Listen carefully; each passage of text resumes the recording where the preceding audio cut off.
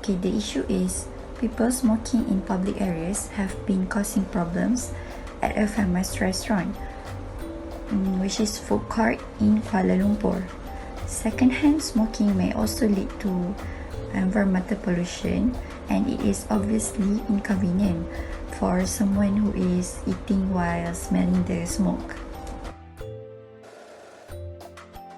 Most people nowadays smoke, but openly smoking in all eateries in Malaysia is banned, as stated in law a year ago. Okay, according to the recent Malaysian legislation about smoking, it requires smokers to light up at least 3 meters away from any table or chair at any indoor or outdoor eatery. Generally, people should have clean air while they eat. Therefore, Alex Lee, as the owner of a wonton noodle at a popular open-air food court in Kuala Lumpur, supports enforcement of the smoking ban at all eateries nationwide. He knows and agrees this decision because it have a good impact on his customers, especially in terms of health, which is it is very important that need to be taken off. Unethical but legal. Okay, the particular reason for the circumstance that is unethical in this case is it is harmful to one's well-being to smoke. Like I said, it also destroys our bodies. As we all know, smoking is toxic to the health of the smokers as well as those who are exposed to the smoke. So, since smoking is addictive, it is natural public health professionals and policymakers to perceive smoking to be a public health issue. Although it is everyone's right to smoke, but it should be governed by rules, simply for the sake of greater good. The majority of smokers are insensitive and unethical, since not all of us can adapt to the cigarette smoke. Moreover, when it comes to human rights, smoking in public is one of the acts that violate human rights through the activity of smoking. It has disturbed the comfort and tranquility of others people's lives by polluting the air. Not only that, because cigarette smoke that we exhale indiscriminately can also cause disease and even death of others. In order to improve this condition, there needs to be cooperation from various parties and elements of society to apply moral and ethical values for smokers. Okay, for civil servants and academics, for example, there is need for interventions and from the government and policymakers to provide strict sanctions for those who smoke in the office or in the school or at the campus environment. If necessary, those smokers during working hours can face salary reductions or other punishments as a deterrent to others.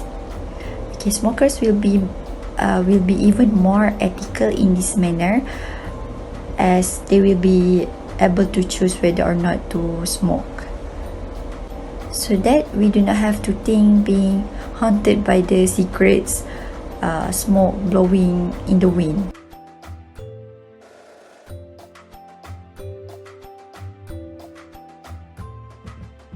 The issue is concerns a 31 years old single mother of 3 who made headlines after stealing food from the supermarket near Bandar Iskandar University. She has been living on an 500 ringgit a month income since her husband left their small family 2 years ago.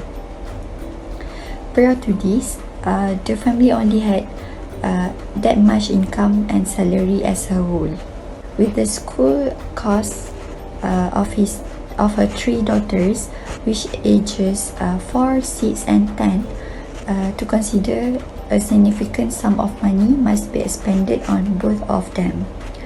Moreover, this single mother has mentioned that she has only bring foods and things for her daughters to feed at home due to the lack of financial resources to buy for them. Due to the decision, a mother was arrested at the police department, and her 3 children were cared by their family members. According to this case, there are also kind-hearted people who wish to assist in resolving this issue without contacting the police. Why this case is ethical but illegal?